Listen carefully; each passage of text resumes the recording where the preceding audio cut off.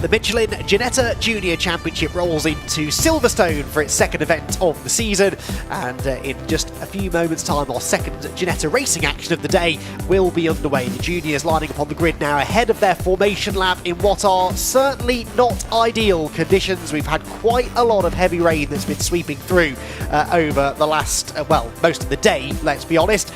So a very wet track indeed facing the drivers, but not deterring the always hardy British motorsport fans who have gathered underneath the relative shelter of the Silverstone grandstands ahead of what should be an absolutely barnstorming race. This is really the perfect track for the Ginetta Juniors to be able to stretch their legs. Not a track that I believe they've ever raced at before. Certainly if we have had Ginetta Junior action on the Grand Prix circuit here, it's been few and far between, so this is going to be a bit of a voyage into the unknown, especially given the wet conditions, but it's going to be an exciting race nonetheless. It's the second round of the championship. Like with all of Ginetta's racing activities, it all got underway at Alton Park over Easter weekend, with Ginetta making the step now fully across onto the SRO and British GT package for 2023. So this second event, but fourth race of the season, after 3 race wins at Alton for Freddie Slater. Freddie Slater arriving here then as already the comfortable championship leader over Hugo Schwarzer, who had 2 second places and 1 third place finish,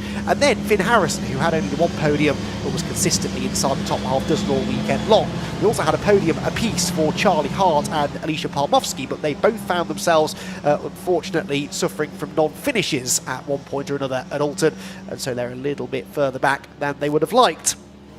So the cars making their way around on their green flag lap then, and an opportunity now to take a look at exactly what the conditions are like around the back of the Silverstone Grand Prix circuit. This is the way in which they will line up then, with Freddie Slater, the championship leader for R Racing, on the pole position alongside Alicia Palmowski, and the Elite Motorsport driver will be looking for a race win here if possible. Then you've got Charlie Hart and Reza Siwarathan together on row number 2. Row 3 is Mikey Porter and Hugo Schwarzer, with Mackenzie Douglas and Leo Robinson together on row number 4.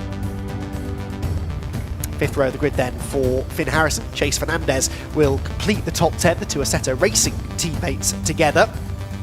And then we've got on the 6th row of the grid Henry Jocelyn and Luca Hopkinson, the PrepTech UK driver, ahead of another one of the R Racing brigade. Then it is Tom Spragg with Freddie Allen next in line, before Ailey Robinson and Felix Livesey will complete the top 16 on the grid. They make up the 8th row. Row 9 for Bray Anglis and Harry Moss, with Holly Mile at the back of the field. So 3 female drivers on the grid, which I'm reliably informed by Simon Pace, who's provided me with all information Ginetta related this weekend, matches the record of the most female drivers we've ever had on the same Ginetta Junior grid. But it's a record that was initially set back in 2009 and then again last year briefly. So lots of very, very rapid female racing drivers coming through the Ginetta racing ranks these days. And in Alicia Palmowski, we had a podium finishing female driver at Alton Park with that 3rd place in race number 2, but she'd had a non-finish after a crash at Druids in race 1, and then she also had a moment in race 3, so didn't come away from Alton Park with quite as many points as she would have hoped for. But starting today, second on the grid, could this be Palmowski's opportunity to claim her first race victory, I wonder? Well, qualifying would suggest not, because she was 2 seconds slower than pole sitter Freddie Slater. It was a dominant performance by Freddie in that qualifying earlier on today. But in race conditions, it's not all about just having that single lap pace. Those of you who tuned in a while ago to watch the Ginetta GT Academy race will have seen exactly that situation play out, where Nick White and Rami Ramid were doing battle for the victory. Rami definitely quicker, but kept making mistakes, whereas Nick White was not slow and steady, but steady, smooth and steady throughout the race. Really didn't make any mistakes, and that's where what you need in race conditions. The rain absolutely teeming down at Silverstone now, to the point that standing water, and more to the point spray, is going to become a big issue. This is our onboard camera, which is on board with Tom Spragg, the number 16 driver. He is going to be starting 13th on the grid. Now, at the moment, the spray is a non-issue. As you can see, that's no worse than driving down your average A road, although it does help his wipers are on. This is Reza Sawarathan, who will be starting the R Racing car fourth on the grid, who's not yet put his windscreen wipers on. I'm sure he will do when the race actually gets underway. But yes, at low speed, the spray is not the issue. But as you'll see, when the race gets underway and they barrel off into Copse Corner at full tilt, you won't be able to see very far at all on the run into that first corner, or indeed any part of the circuit. So anywhere outside of the top one or two, really, in the pack, and you're going to struggle to see where you're going. So that really the bigger issue. You can see the rain bouncing off the tarmac there at Copse Corner, so this is going to be even more of a voyage into the unknown as the first ever Ginetta Junior race around the Silverstone Grand Prix circuit is about to get underway. That is Tom Sprague's view from further back on the grid. There's a bit of confusion around Felix Livesey and Harry Moss as to where they're supposed to be lining up, but we've got the bulk of them where they ought to be. And 25 minutes of Mitchell and Ginetta Junior racing action about to get underway here at Silverstone. The red lights come on top of the starting gantry. They go out after a lengthy hold now, and Alicia Parmovsky makes the better jump initially, at least there, from the inside line. And the yellow and black Elite Motorsport driver will try to get the advantage into Copse Corner on lap number one. Parmovsky on the inside, on the outside Freddie Slater, which could be the grippier side of the road, but I don't think there's much grip anywhere with that amount of standing water. Out of the right hander we go. This is Sawarathan's view, in inverted commas. Not really a great view, is it? The windscreen wiper is now working, but he still can't see where he's going. Out front, though, Alicia Parmovsky has a perfect view because she has got the lead going through Maggotts and Beckett's for the first time. Further back, they're going side by side, everyone keeping it on the island for now, but it is Elite Motorsport who have the lead, aquaplaning their way through Maggotts and Beckett's. Look at the water on the road as they head onto the hanger straight, and Parmovsky didn't get a great exit from that sequence of corners, so Freddie Slater immediately now starting to come back at her. On board again with Sawarathan, who I think is in fourth position. Maybe fifth, actually. I think might have lost a position to, is that Hugo Schwarzer up into third. It's side by side for the lead, most definitely. On the left is Parmovsky. On the right, Freddie Slater, who turns back across the wake of the Elite Motorsport driver, gets the inside line coming out of Stowe. One driver way wide, in fact, several cars off, and in fact, a big collision. That's the number 90 that's got around, and that is Chase Fernandez backwards. The 37 has had a moment of Leo Robinson. I didn't quite see which car it was that Fernandez collided with, but there are three cars off down at Stowe, and at least one of them, possibly two, likely to go no further. It is Slater back in front, Parmovsky then in second position. I think that is Schwarzer in third, who's had a really good start from sixth on the grid, if that's the case, as they work their way past the wing and up towards Abbey Corner in atrocious conditions here at Silverstone. Number 7 car then back out in front. Now, who is the other car involved? Finn Harrison, I think that is, isn't it? Number 38, the similarly liveried car. But the number 90 of Chase Fernandez stuck in the gravel, and already two cars stranded in dangerous positions. Could we see maybe the first appearance of the safety car today? We'll wait and see what race control decides to do it. In fact, yes, I can see safety car lights starting to flash on the pit straight, so I think we are going to have an interruption confirmed now on the timing screen. So two cars off at Stowe, no choice really, especially in these conditions when other cars can quite easily fire themselves off into the same bit of the Silverstone scenery. No other option but to pause the race whilst the marshals can go out there and deal with the incident. So lots going on that opening lap, as we really expected. And Tom Sprague, where did he come out of all of that? In the number 16 car, 13th place at the moment for Tom, which is where he started. Slater then the leader, Parmovsky second. And I do think that Schwartz into third position. We'll get a proper look at this when they come through at the end of the opening lap. Charlie Hart had started pretty well as well. He had a good qualifying effort with third place. He was still running inside the top 4 or so. Their conversation ongoing down at Stowe Corner as the marshals get to work. The safety car waiting for the pack, which is only now coming past me on the start-finish straight. So no, I stand corrected. It is Charlie Hart still in third place, so apologies. In the spray, it was Hart still there in third. Sawarathan fourth, Douglas, then Schwarzer still sixth. So actually, Schwarzer did not make as much progress as I thought he had there. You can see it is definitely the number 50 of Charlie Hart sitting third position. Charlie's father, Chris, has been doing some Ginetta racing over recent years as well, so the next generation of the Hart family continuing on that same career path, it seems, and Charlie running well in third place now. His best finish at Alton Park was a second in this equivalent race, the first race of the 3. Only 2 races this weekend at Silverstone because they're longer races, 25 minutes, due to the longer nature of the track. And as the rain continues to hammer down here at Silverstone, the track only getting wetter now as they tour around behind the safety car. And this is not really what the drivers wanted to see. So confirmation on the timing screen as well. It was Fernandez and Harrison who tangled down at Stowe. Bray Anglis, by the way, has come into the pit lane. Now, that I can't shed any light on as to what the reason is. Didn't see anything obvious happen to Bray on the opening lap. But we might now be able to take a closer look at some of the lap 1 shenanigans that were kicking off a moment or two ago as the safety car period continues. And let's try and piece together a few of the things that went on. So, start of the race, good start from Palmowski from pole position, everyone getting away further down the field as well, and immediately you can see that visibility practically zero for those who are running right at the back. Great reactions there from Palmowski. Charlie Hart away well as well from row 2. Then it's a case of trying to sort things out into Copse Corner, trying to spot where you're going and also to find where the little grip available is. On board here with Tom Spragg from 13th on the grid. He went to the inside line. And, well, not too much sign of aquaplaning, at least on the opening corner.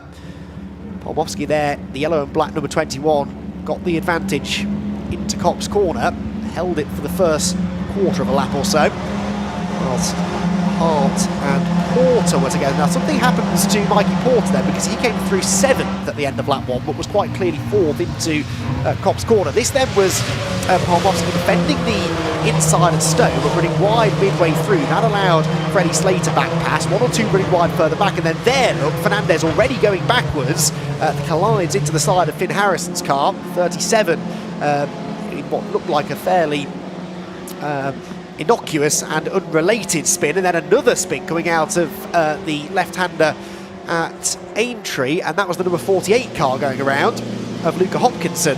So we didn't see that one in the first lap, but Hopkinson going around coming out of Aintree, just getting the wheel onto the curb there by the looks of it, and looping around at relatively high speed. Going quite that quickly now, though, are we, behind the safety car, and I think we're going to have another lap, probably, of this. I can't imagine that they've got both of those cars out of harm's way already.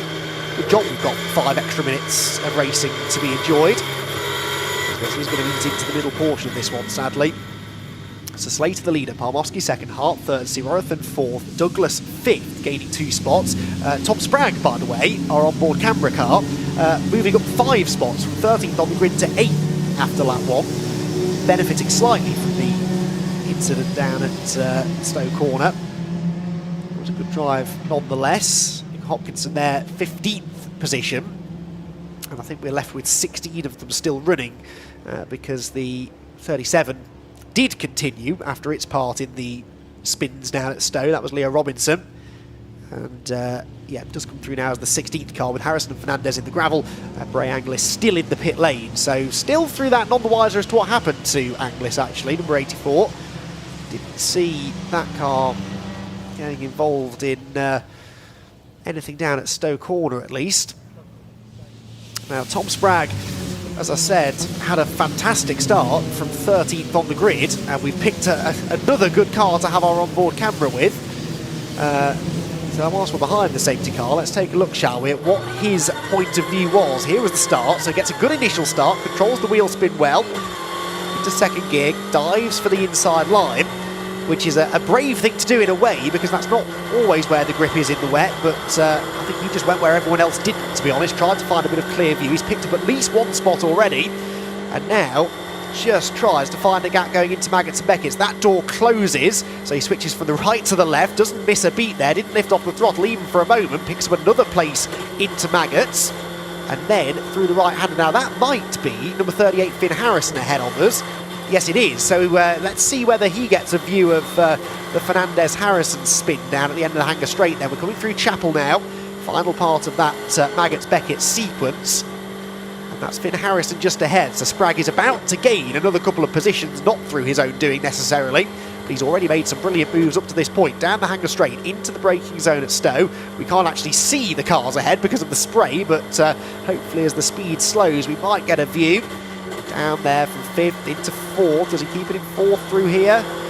looks as though he does. Oh, and a big slide, and there goes Fernandez spinning across. I mean, Tom Sprague must have had a split second to react to that as Fernandez spun across, tagged Harrison. There was another car having a moment to the right as well, which may well have been the 37 actually of Robinson, Leah Robinson. He started up there in the same part of the grid as Fernandez and Harrison. They were 8th, 9th and 10th, those three on the grid, so right through the middle of it all went Tom Sprague up into 8th position. Great start from him, and a great vantage point there of just how difficult it is to know where to go. You know, the drivers all know how to handle the cars in the wet. They'll have done wet testing, and you know, that's not such an issue. But when you're all together, you can't see a thing out of any window on the car, either the front or the side or through the mirrors.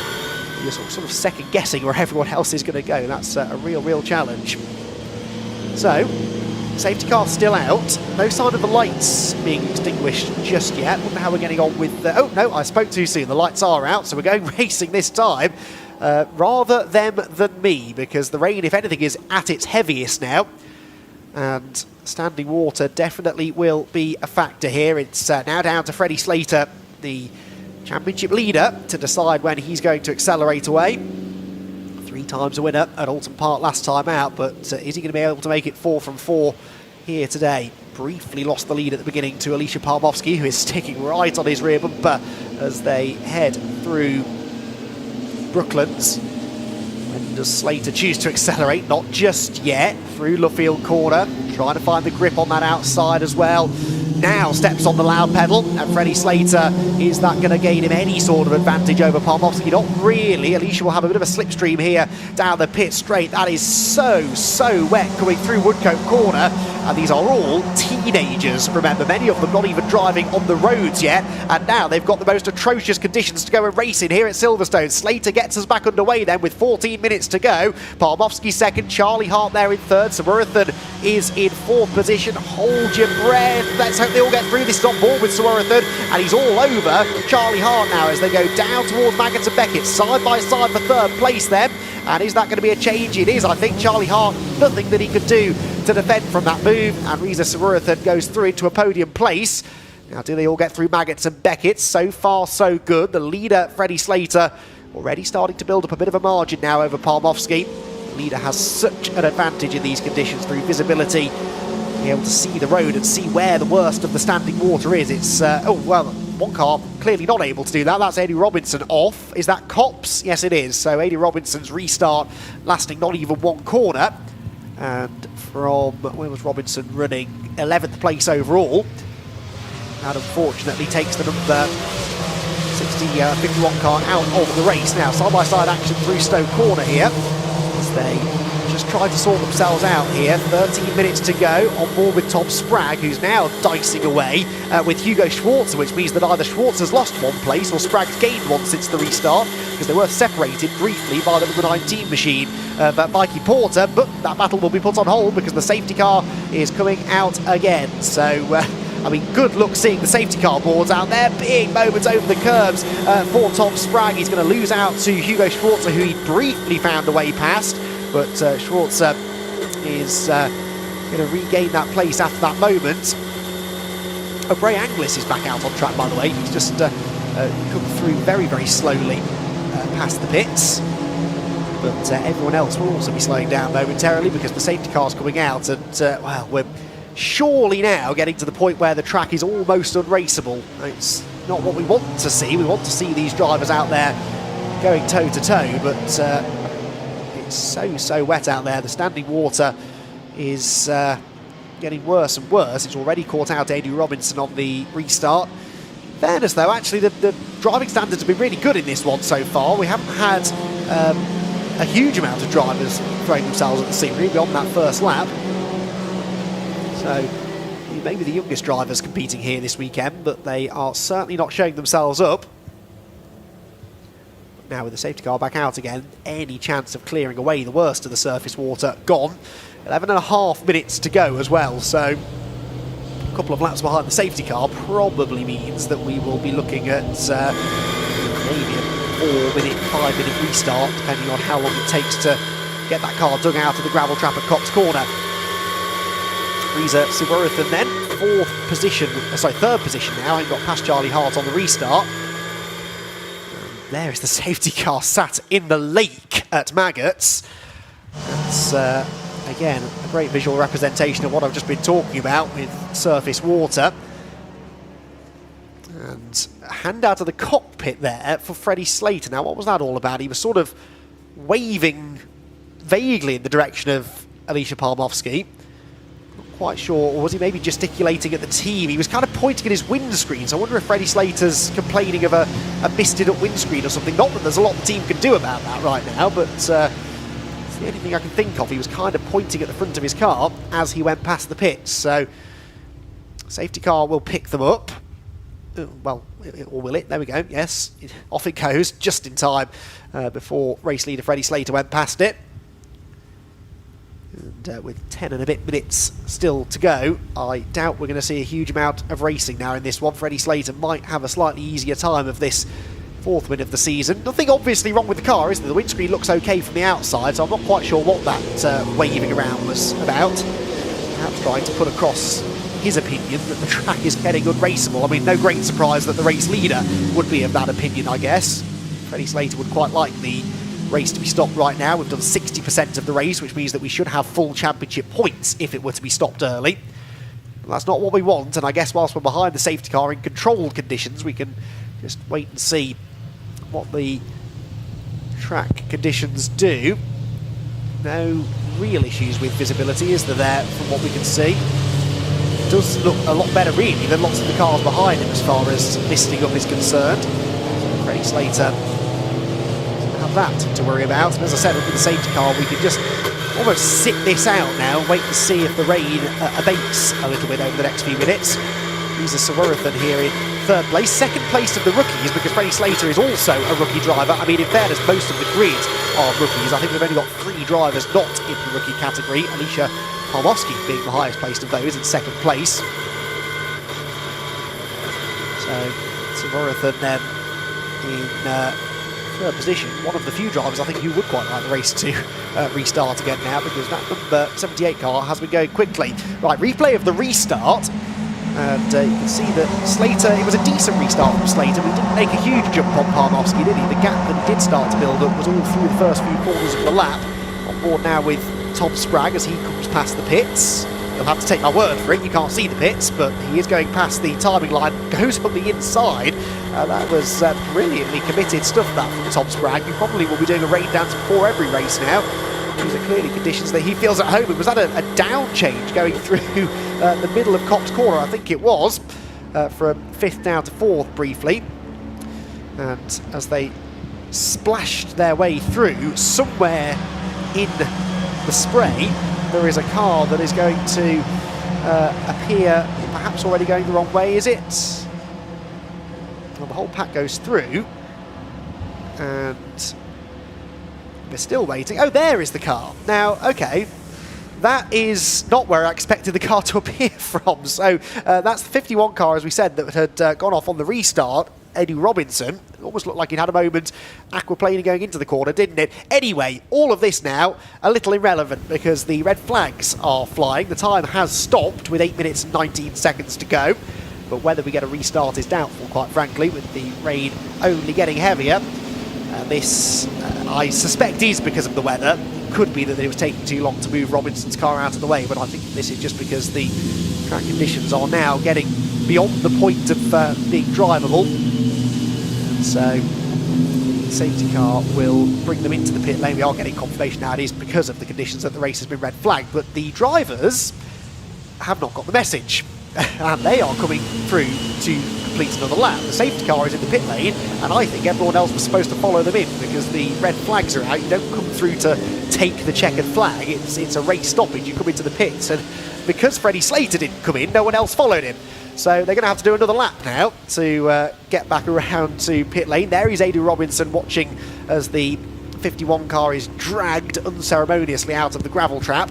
If I peer out of the commentary box window, by the way, I can see a polystyrene marker board on the left as they approach Copse that's been annihilated by someone, so I suspect that Eddie Robinson had something to do with that.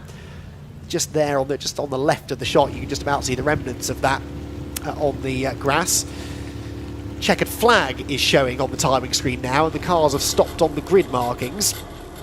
So a little bit of confusion as to what's going on, but I do think the race has been stopped, and stopped for good. But the marshals will now head out, pass on the message, and yes, they've opened up the gate on the pit wall. They can direct the cars into the pit lane that way, and that more or less confirms to me now that we're not going to get a resumption of the Mitchell and Ginetta Junior Championship race here at Silverstone.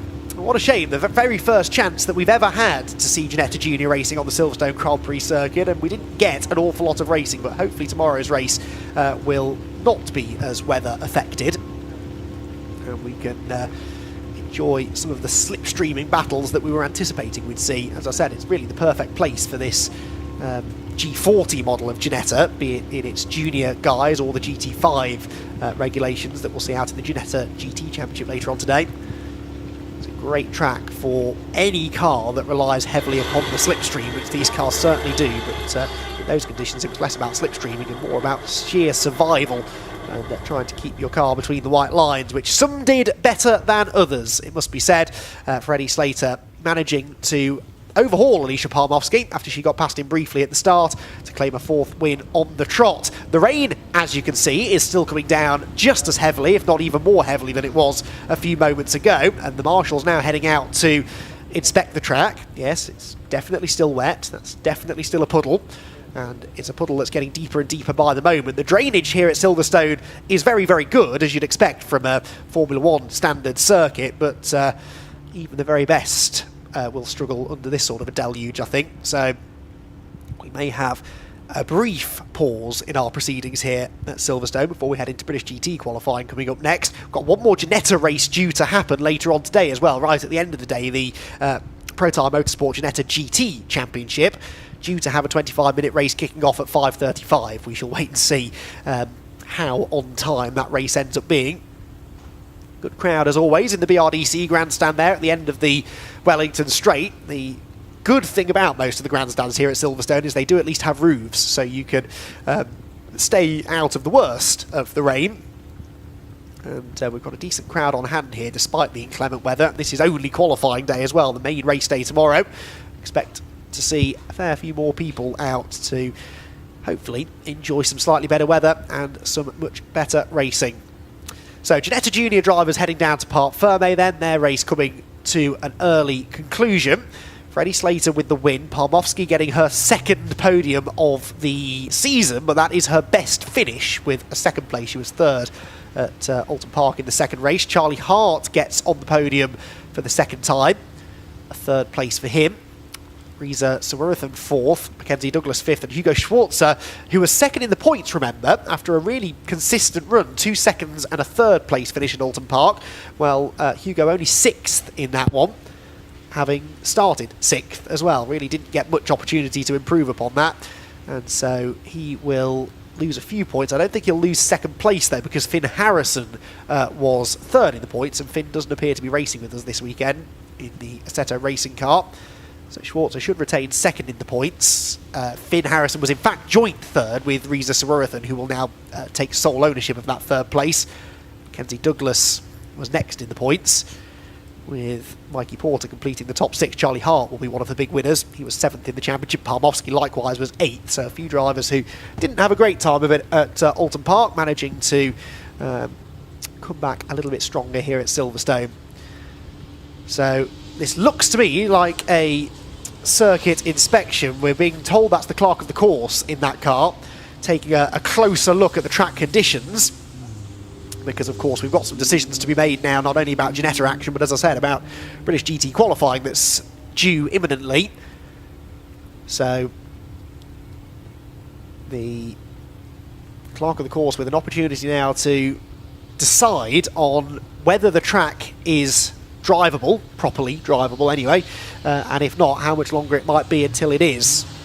In fairness, I think the rain has maybe abated slightly. It's certainly not gone altogether, but we only need that sort of 5-10 minute window where it eases off a bit, and then the drainage system will do its job, and we'll get the track back to a drivable and raceable condition. But well, okay, maybe I was being a tad optimistic with that previous statement. It's still coming down pretty heavily, isn't it? So we're waiting to see then, a short delay, I'm sure, to our proceedings here. But I'm sure the right decision will be made as always. And safety of the drivers of the utmost importance. It's no good sending them out there if they're just going to be aquaplaning off the track left, right and centre. And if I am going to just go back into a slightly more optimistic mode, I think it is brightening up a little, so perhaps if the rain hasn't abated yet, it will do in the relatively near future. Meanwhile, I wonder whether we're getting Ginetta Junior drivers ushered towards a podium of any sort. They've got a long way to go, and they'll be busy chatting about how their race, what little racing we got, went. But they might be able to go up there and celebrate, and they'll have the undivided attention of the spectators opposite in the grandstands if they do. Not a lot else going on track right now. From what I'm seeing here, though, this doesn't look too bad, in fairness. I know it always looks a little bit more favourable when it's a road car going around the track as opposed to a racing car, obviously running a lot higher off the ground and not going half as quickly as even the Ginetta Junior drivers just were. But I wouldn't say that it's a completely water-soaked and flooded track, so perhaps we won't be sat staring at an empty racetrack for too much longer. Down past the BRDC building, BRDC grandstand, Brooklands corner. You can see the sheer width of the track there and why that is such a great overtaking opportunity. Several different ways of attacking that corner. As the super slow-mo camera is... that is a... I thought that was a seamless transition into a super slow-mo. That is just the car slowing down, I believe, as they... I know it is a live super slow-mo. There we go. Well, I will never fail to be impressed by technology of any sort, quite frankly, but that was a very seamless transition into the super slow-mo, and you can see there the amount of standing water being moved aside. But I am relatively optimistic, having watched that lap. I don't think that it's too wet. We hopefully will get GT qualifying up in the near future. So Michelin Ginetta Junior action sadly curtailed due to the weather and a few cars that needed recovering from trackside, but we will hopefully have more Ginetta action coming up a little bit later on in the day. The Ginetta GT Championship will conclude our Saturday's action here on the Silverstone Grand Prix circuit.